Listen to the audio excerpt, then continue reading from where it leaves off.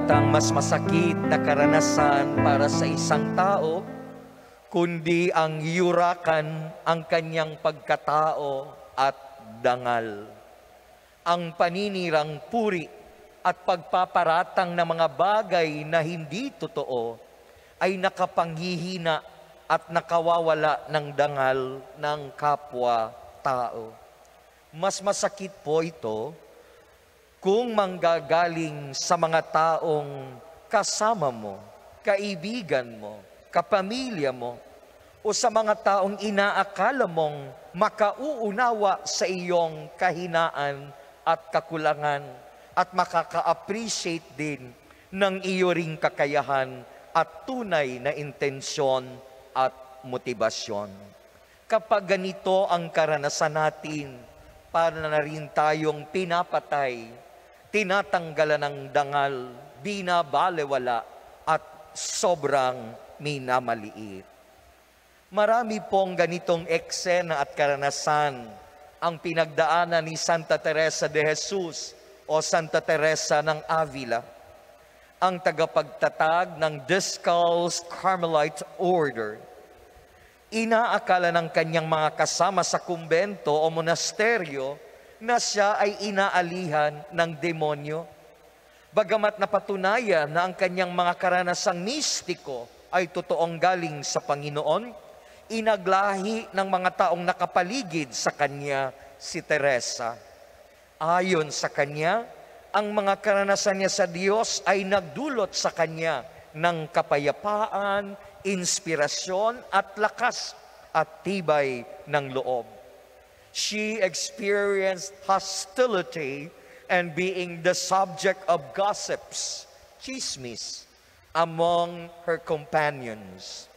Ang mga karanasang ito ang nagbigay ng impetus o daan upang magdesisyon siya at kumilos na pagpanibaguhin ang mga Karmelita. Noong malaman ng kanyang mga kasama, halimbawa, ang planong pagbubukas ng una niyang kumbento, siya ay sinansala sa pulpito at pinagsabihan ng kanyang mga kapwa-madre. Pati na ang bayang kanyang kinabibilangan ay naghain ng kaso laban sa kanya. Tinawag siya bilang isang masuwaying tao na gumagalat, nagtuturo at nagkukunwari na para bagang siya ay isang propesor. Ang ganitong pagturing ay galing mismo sa papal nuncio. Noong siya ay hirangin bilang prioress, ginawang ekskomunikado ng leader ng Carmelite Order ang mga madreng bumoto at humirang sa kanya. She was also opposed by all the other religious orders wherever she went. Sinasabing kung siya ay tutungo at dadalaw sa isang bayan, kailangang gawin itong lihim, sikreto, at gagawin sa kahating gabihan upang maiwasan ang anumang kaguluhan. Sa kabila ng mga ganitong karanasan, nahikayat ang maraming kababaihan na sumapi sa mga Discalced Carmelites. Sa gitna ng mga ganitong karanasan din, nanatiling kalmado at matatag si Santa Teresa na para bagang walang masamang nangyayari sa kanya, na balewala lamang ang lahat ng ganitong panyuyurak sa kanya dahil lubos ang pagtitiwala niya sa Diyos. God is enough. Solo Dios basta. What made her endure all these difficulties and wrongdoings and opposition to her and what she stood for? Walang iba kundi ang kanyang pananampalataya at debosyon sa pananalangin. Hindi siya natinag, hindi siya nanghinawa sa kanyang pananalig at pangarap nang dahil sa mga taong nais putulin at kitlin ang kanyang mga adhikain.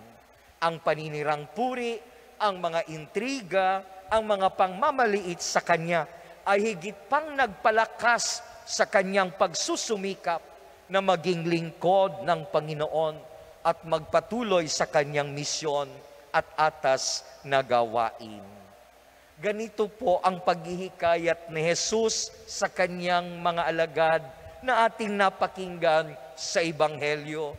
Huwag ninyong katakutan ang pumapatay ng katawan at pagkatapos ay wala nang magagawa pa. Katakutan ninyo, yaong pagkatapos na pumatay ay may kapangyarihan pang magbulid sa impyerno. Sinasabi ko sa inyo, ang Diyos ang dapat ninyong katakutan. Paano nanalangin si Santa Teresa? Her way is one of mental and interior prayer. Ito ang kanyang paglalarawan sa ganitong uri ng pananalangin. Sabi niya, ang mental prayer para sa akin ay walang iba kundi ang malapit na pagpabahaginan ng magkakaibigan. Nangangahulugan ito ng mas malimit na pagbibigay oras at panahon upang makasama at makaniig ang Diyos, siya na alam nating laging nagmamahal sa atin. Ang mahalaga ay hindi ang mag-isip ng maraming bagay, kundi ang magmahal at gawin ang totoong nagtutulak sa inyo na magmahal at umibig. She says, love is not great delight, but desire to please God in everything. Mga kapatid, this is also the assurance given to us in today's gospel. Hindi pa ibinagbibili sa halagang 2 pera ang 5 maya. Gayunman kahit isa sa kanila'y hindi pinababayaan ng Diyos. Maging ang buhok ninyo'y bilang na lahat. Kaya huwag kayong matakot, higit kayong mahalaga kaysa mga maya. Matibay ang pananaw at paniniwala ni Santa Teresa na ang pinakamalakas, ang pinakamakapangyarihan, at ang pinakakatanggap-tanggap na pagdarasal ay yaong pananalangin na naghahatid sa atin sa pagkilos. Prayer that leads to action. And for her thoughts on prayer and her mystical experiences, which were characteristic of her prayer and his spiritual life, she was declared as a doctor of the church.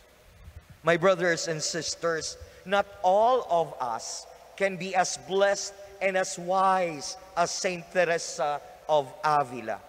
Ngunit sa ating sarili at mumunting paraan, we can also be pleasing to God by continuing to trust Him and not to be deterred or discouraged to do the good things we can do for the Lord and for more.